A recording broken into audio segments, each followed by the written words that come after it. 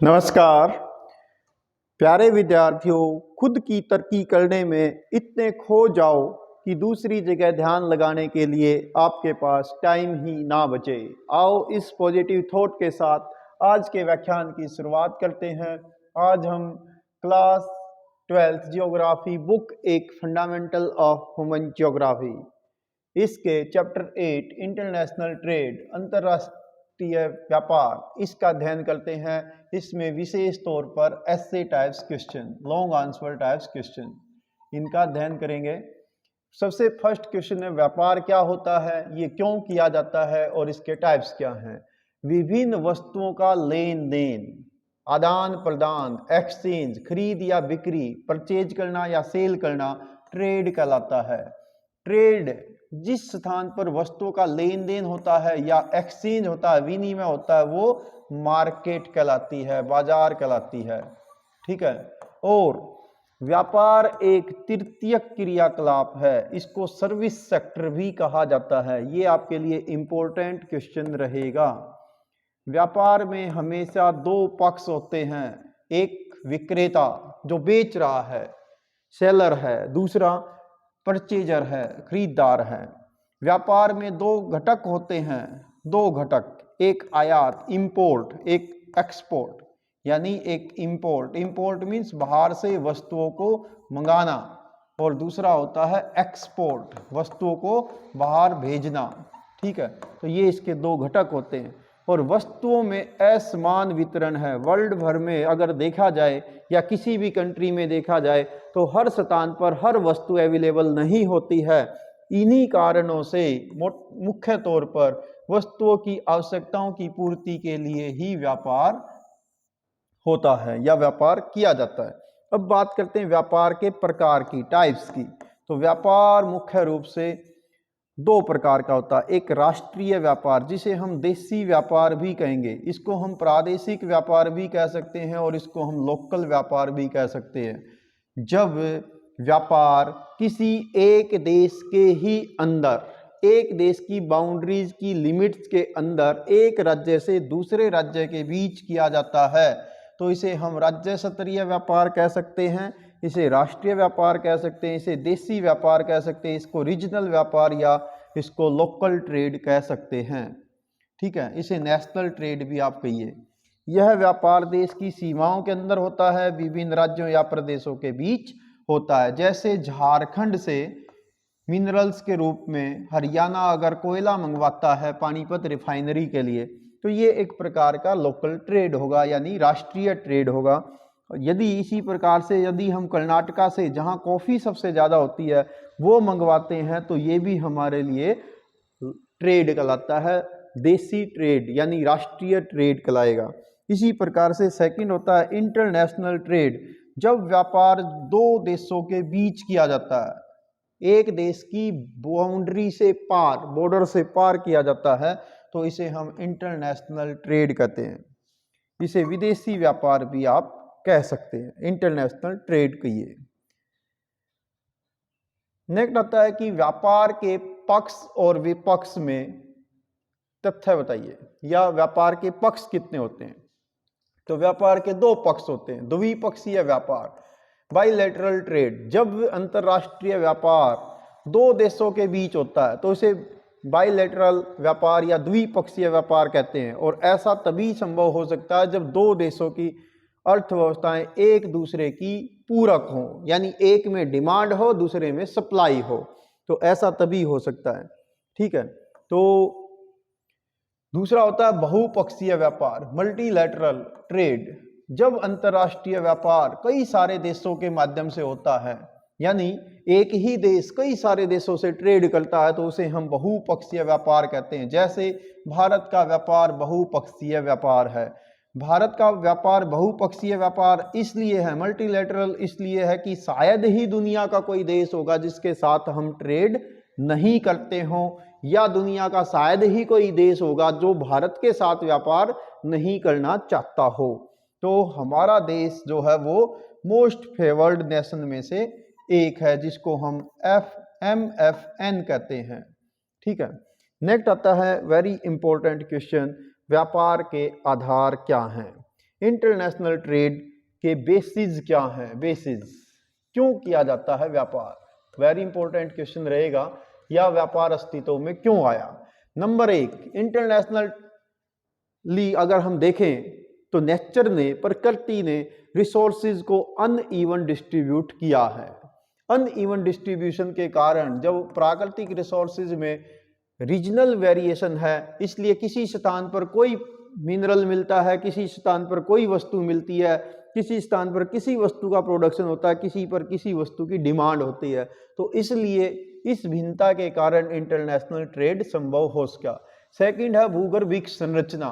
भूगर्भिक संरचना, रॉक्स में अंतर है, मेटामॉर्फिक रॉक्स मिलती हैं, कहीं इग्नियस रॉक मिलती हैं, कहीं पर सेडिमेंट्री रॉक्स मिलती हैं। जैसे नॉर्थ ईस्ट में पेट्रोलियम मिलता है, खंबात की वे ऑफ खंबात में पेट्रोलियम मिलता है, जबकि इसकी डिमांड ऑल ओवर इंडिया में है।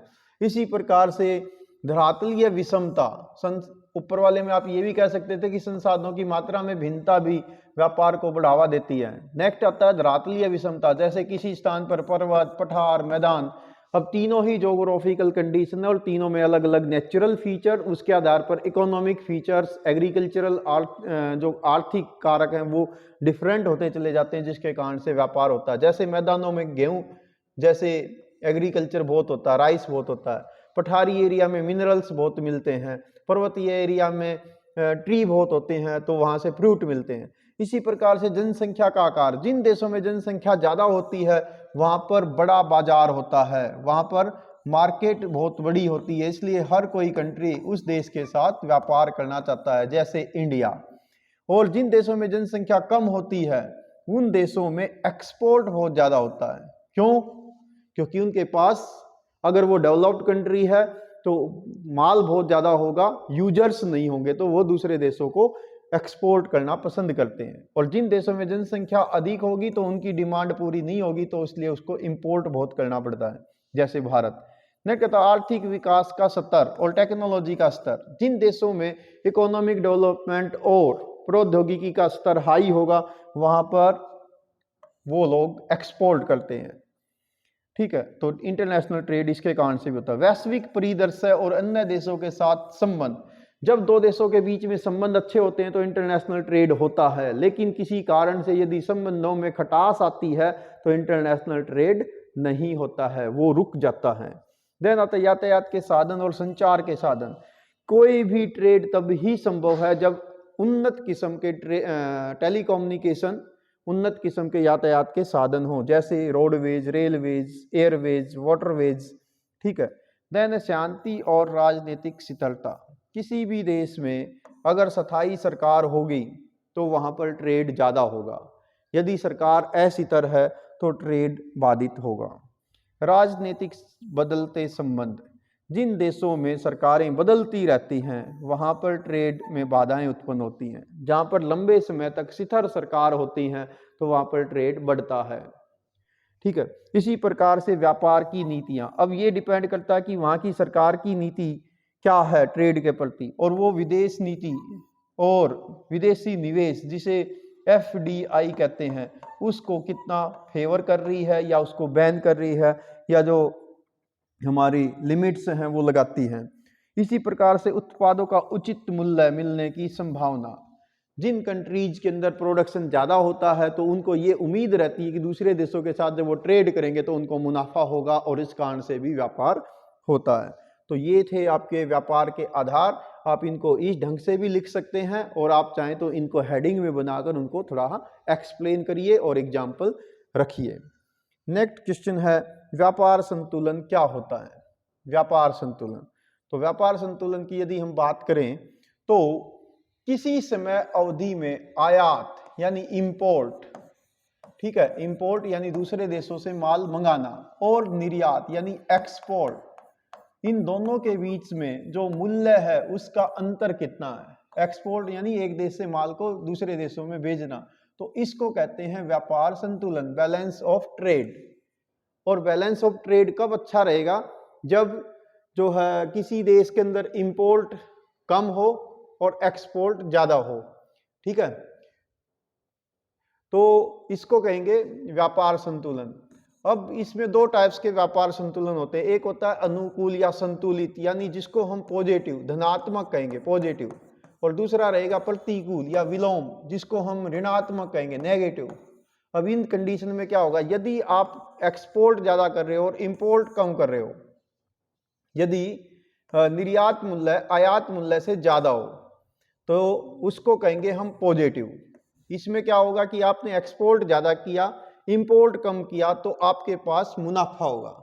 ठीक है, तो इस वाले कंट्रीज को हम कहेंगे साहूकार कंट्रीज, धनी देश। जैसे अमेरिका, यूरोपियन कंट्रियों का व्यापार संतुलन अनुकूल है। इसके विपरीत प्रतिकूल व्यापार में क्या होगा, जब निर्यात कम हो और आयात अधिक हो, तो क्या होगा, दूसरे देशों से हमें मंगवाना ज्यादा पड़ेगा, हम भेज कम पाएंगे, और जब मंगवाएंगे ज्यादा तो हमें अपनी पॉकेट से ज्यादा पैसा देना पड़ेगा, तो हमारा व्यापार नेगेटिव रहेगा। इसलिए इसको ऋणात्मक व्यापार संतुलन कहते हैं। और ये देश हमेशा ऋणी देश बने रहते हैं। ज्यादातर विकासशील देश इसी प्रकार के देश होते हैं जिसमें व्यापार संतुलन हमेशा प्रतिकूल बना रहता है।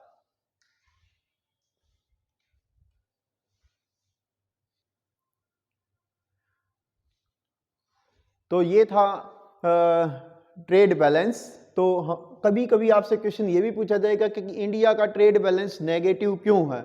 उसके पीछे कारण ये है कि इंडिया जो है एक्सपोर्ट कम कर पाता है और इंपोर्ट हम ज़्यादा करते हैं, इसीलिए हमारा व्यापार संतुलन नेगेटिव बना हुआ है। तो ये इंपॉर्टेंट क्वेश्चन रहेगा। इसी प्रकार से नेक्स्ट इंपॉर्टेंट क्वेश्चन है WTO क्या है, वर्ल्ड ट्रेड ऑर्गेनाइजेशन क्या है, इसकी स्थापना के उद्देश्य क्या थे, इसके कार्य क्या हैं, या इसके पक्ष में या विपक्ष में तर्क दीजिए, या इसके लाभ और हानि बताइए, या इसके आधारभूत कार्य बताइए। किसी भी ढंग से क्वेश्चन आए आपका आंसर क्या होगा। तो सबसे पहले आप बताएंगे WTO, इसकी डेफिनेशन आप लिख सकते हैं कि इसको विश्व व्यापार संगठन कहते हैं, इसका पूरा नाम वर्ल्ड ट्रेड ऑर्गेनाइजेशन है।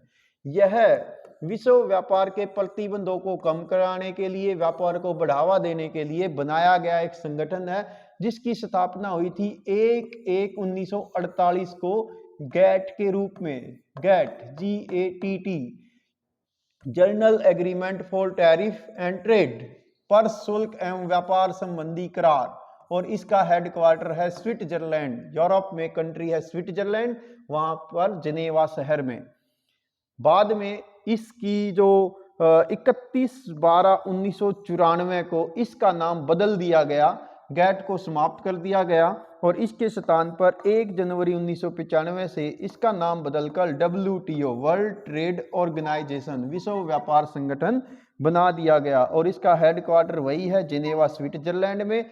और 1995 में इसके सदस्य देशों की संख्या थी 124, जो बढ़कर 2005 में 150, और अब शायद ये 153, और इससे भी शायद बढ़ के ये 161 है।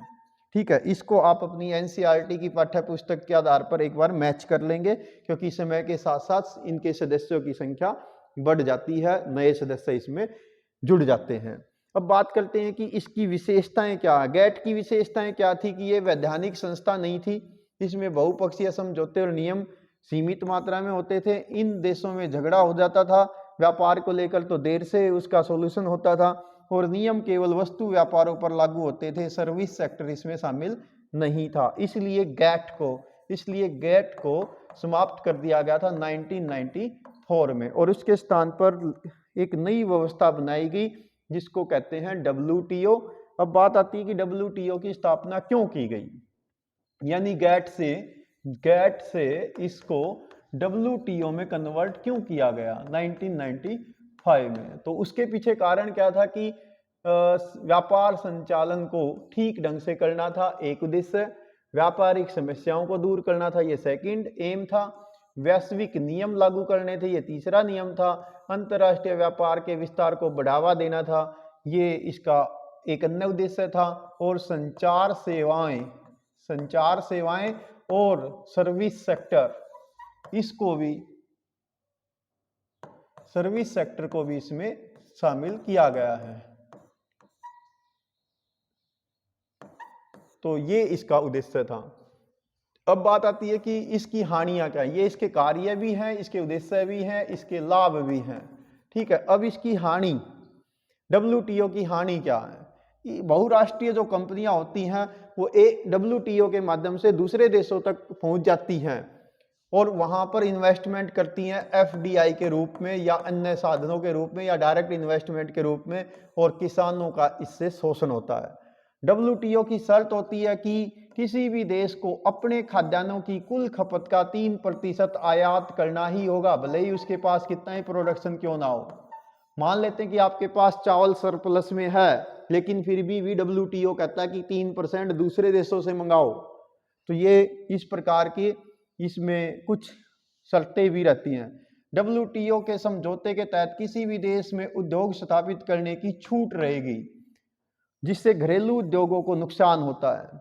जब बाहर देश से माल ज़्यादा इंपोर्ट होने लग जाता है तो लोकल उद्योग को नुकसान होता है। इससे भारतीय संस्कृति और बौद्धिक संपदा पर भी नेगेटिव इम्पैक्ट पड़ते हैं, कुप्रभाव पड़ते हैं। विकासशील देशों में जो घरेलू सेवाएं हैं वो कंपनियां पिछड़ जाती हैं, वो बहुराष्ट्रीय कंपनियों से प्रतिस्पर्धा नहीं कर पाती हैं, जिसके कारण से इन देशों में बेरोजगारी भी बढ़ती है। ये डब्ल्यूटीओ के नेगेटिव पहलू हैं, विपक्ष में तर्क आप इनको कह सकते हैं। नेक्स्ट इंपॉर्टेंट क्वेश्चन है कि पोर्ट क्या होते हैं, इनका वर्गीकरण कीजिए। तो पोर्ट वे स्थान जहां से समुद्री मार्गों से आने वाले जहाजों को रोका जाता है, ठहराव होता है और बंदरगाह पर रोककर माल को उतारा और चढ़ाया जाता है। तो पतन को हम कई आधार पर वर्गीकृत कर सकते हैं। यहाँ पर आपसे पतनों का वर्गीकरण भी पूछा गया।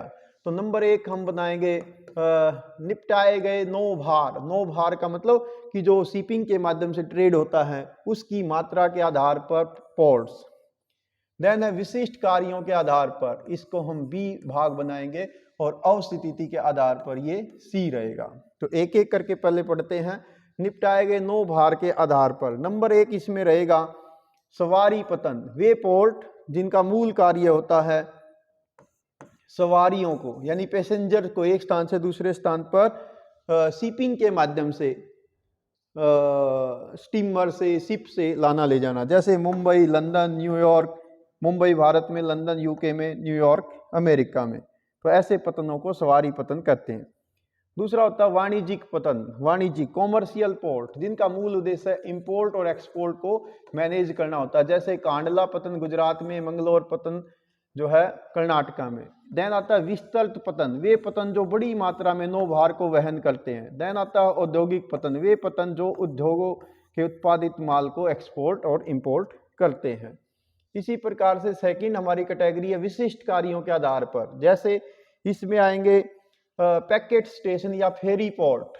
वे पतन जो छोटे समुद्री मार्गों से आने वाले यात्रियों और डाक को उतारते हैं और चढ़ाते हैं, तो ये फेरी पतन या पैकेट स्टेशन कहलाते हैं। देन आता है नेवी पोर्ट, नौसैनिक पतन। वे पतन, वे पोर्ट जिनका मूल उद्देश्य नेवी से रिलेटेड एक्टिविटीज को सपोर्ट करना होता है। वहाँ पर जो नेवी के शिप होते हैं उनकी मुरम्मत की जाती है, उनकी सामरिक जो स्ट्रेटेजिक इम्पोर्टेंस है वो ज़्यादा होता है। जैसे केरल का कोचीन और कर्नाटका का कारवाड़, ये इंपॉर्टेंट पोर्ट है। कारवाड़ के बारे में बहुत बार आपसे क्वेश्चन पूछेगा, तो ये कारवाड़ वाला जो है ये इंपॉर्टेंट रहेगा आपका नेवी पोर्ट के रूप में, ठीक है। देन आता है पोर्ट ऑफ कॉल या मार्ग पतन या विश्राम पतन। देखो आपने जीटी रोड पे सफर